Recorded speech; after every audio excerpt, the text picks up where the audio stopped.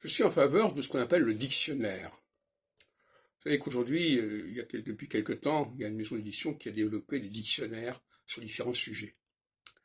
Et je pense que ce n'est pas une mauvaise idée de présenter sa pensée autour d'une centaine de concepts, par exemple, qu'on a pu développer en les précisant, plutôt que de faire un essai qui va donner une impression, une illusion de unité, de continuité, etc.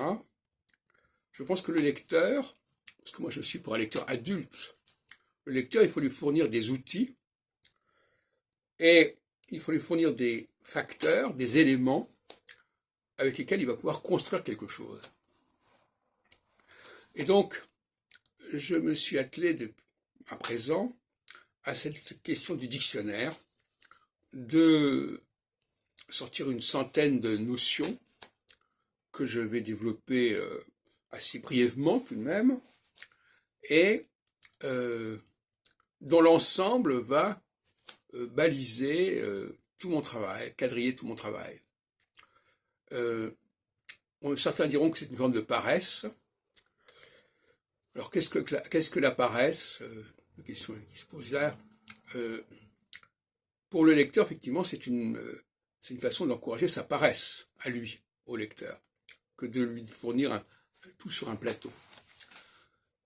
Donc le penseur, lui, il a développé sa pensée, il a ancré sa pensée sur un très grand nombre de sujets, finalement.